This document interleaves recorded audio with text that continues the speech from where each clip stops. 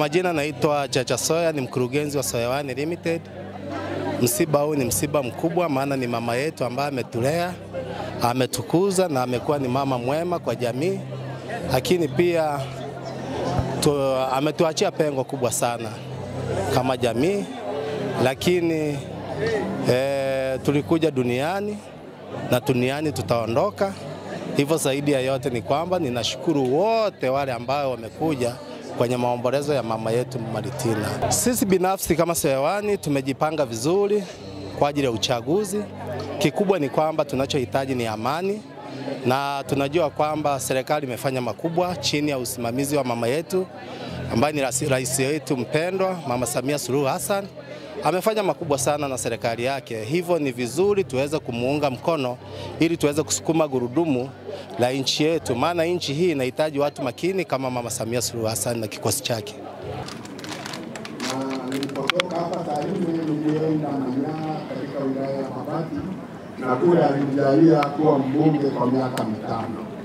Mimi kule Babati niko katika kata ya Nangara, na wanachama wa kata Nangara waliposikia kwamba tumepata msiba, wakati nimekaa hapa nimepokea simu kwamba wanatuma rambirambi za shilingi 200,000. Nimeona niwasemee kwa masikitiko makubwa, lakini moyoni nina furaha kwa sababu wako watu wa Mungu watakaoshuhudia utumishi wake, na yeye anaenda kulala usingizi wa kumsubiri Bwana wake. Watoto wake, wajukuu zake, ndugu zake wote, hakika mlimpenda mama yenu na mnamwenzi kwa heshima kubwa ambayo ni sherehe yake ya mwisho, lakini hili ndilo hubiri la Maritina Chambili la mwisho. Bwana alitoa na leo ametoa, jina lake lihimidiwe sana. Kwa majina naitwa Mseti Gotora, diwani wa kata ya Bomani. Kwa nafasi hii nichukue kuwapa pole sana wakazi wote wa kata ya Bomani, mtaa wetu wa Bomani kwa ujumla. Kifo hiki sio cha familia tu ya kwa Chambili, kifo hiki ni cha kata nzima kwa ujumla. Huyu mama, ukisikia historia yake, ukisikia wasifu wake, mama ni mtu ambaye amekuwa kushika nafasi kubwa sana za kichama, kuanzia ngazi ya wilaya, ngazi ya mkoa, ngazi ya taifa. Kwa hiyo chama kwa ujumla kimepoteza mtu wa muhimu sana.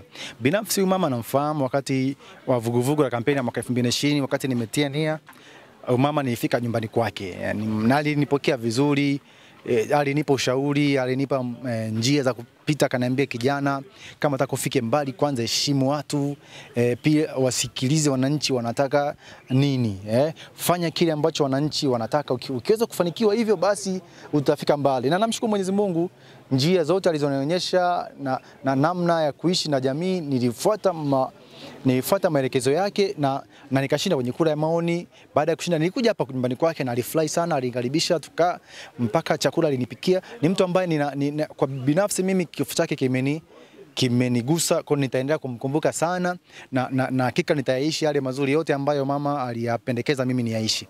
Lakini huyu mama mimi nimemfahamu mwaka 90 na kitu hapo, kwenye 97 98 hapo. Lakini mwaka 2003 nilivyogombea mwenyekiti wa vijana Tarime na Rora wilaya moja, huyu mama naye alikuwa kiongozi na mimi alikuwa ananishauri sana. Na huyu mama alikuwa kiongozi mzuri, alikuwa anapenda ushauri sana, na ni mama ambaye kwa kweli ndio maana umeona watu ni wengi. Alikuwa mama ambaye ana makuu na watu, alikuwa mama ambaye watu wote walikuwa wanampenda. Niseme tu chama chetu cha Mapinduzi tumepoteza kiongozi mzuri, kiongozi muhimu sana. Naomba tu wananchi, watu wa Tarime, ndio maana umeona vijana wote wa Tarime, kwa mfano naanzia Masubu hapa, umeona wakina Joseph Mbebe, umeona wakina Ambrosi, wote wakina Chonchori, wakina 6, vijana wale wa Tarime wote wamekuja, wakina Kisanguren. Niseme watu wote wamefunga maduka leo wamekuja, kwa sababu na vijana wake ni vijana ambao wanaelewana na watu, ni vijana ambao wana makuu, hawana makuu, ni vijana ambao wanapendana watu, ni vijana ambao wanatusaidia kwenye Chama cha Mapinduzi sana vijana wake. Kwa hiyo niseme tu ndugu zangu, tumepoteza mama ambaye alikuwa kiungo mkubwa ndani ya CCM, mama ambaye alikuwa hataki vurugu, mama ambaye alikuwa naona kama mmekosana, yeye kazi yake alikuwa kusuluhisha watu.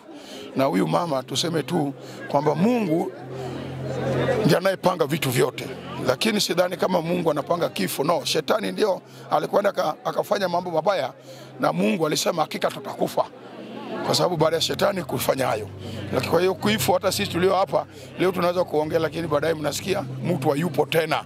Kwa hiyo tuendelee tu, watu ambao tunaomba tu Mungu wa mbinguni aendelee kutia familia yake nguvu na watoto wake, Mungu awasimamie. Na umesikia watu wengi wametoa salamu za rambirambi. Hata mimi Manchare juzi alinipa salamu zake rambirambi, nimeshawasilisha huko. Kwa hiyo tuendelee kushukuru Mungu na tuendelee kuwaombea familia waliobaki, na tuendelee kuunga serikali ya Chama cha Mapinduzi.